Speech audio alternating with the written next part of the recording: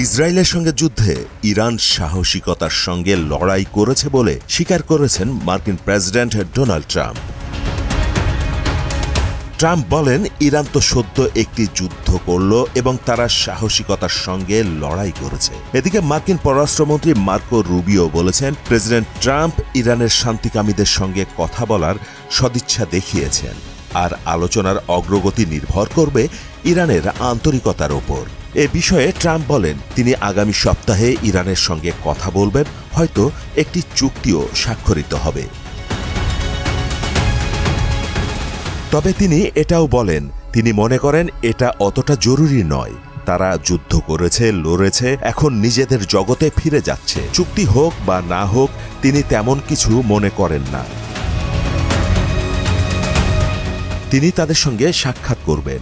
ইরানের ওপর নিষেধাজ্ঞা তুলে নেওয়ার পরিকল্পনা ওয়াশিংটনের আছে কিনা এমন প্রশ্ন করা হয়েছিল ট্রাম্পকে। জবাবে তিনি বলেন, ইরান সবেমাত্র একটি যুদ্ধে ছিল এবং তারা এই যুদ্ধে সাহসিকতার সাথে লড়াই করেছে।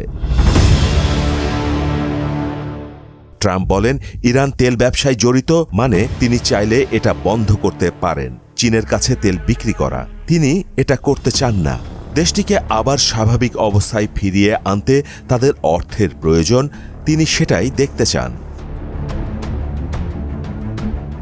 ট্রাম্প বলেন, যদি তারা তেল বিক্রি করতে চায় তাহলে তারা তেল বিক্রি করবে।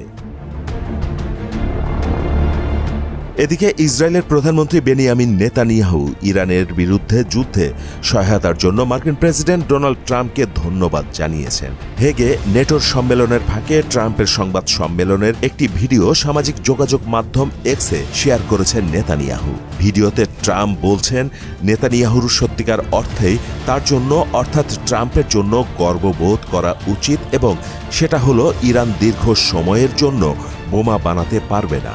জবাবে ইসরায়েলের প্রধানমন্ত্রী এক্সে লিখেছেন, ধন্যবাদ প্রেসিডেন্ট ট্রাম্প। যুক্তরাষ্ট্র ও ইসরায়েলের সাম্প্রতিক হামলায় নিজেদের পারমাণবিক স্থাপনা মারাত্মক ক্ষতিগ্রস্ত হয়েছে বলে জানিয়েছে ইরান। অন্যদিকে পেন্টাগনের প্রতিবেদন অনুযায়ী যুক্তরাষ্ট্রের সাম্প্রতিক হামলায় ইরানের পারমাণবিক স্থাপনা ধ্বংস হয়নি, বরং কর্মসূচির গতি ধীর হবে মাত্র।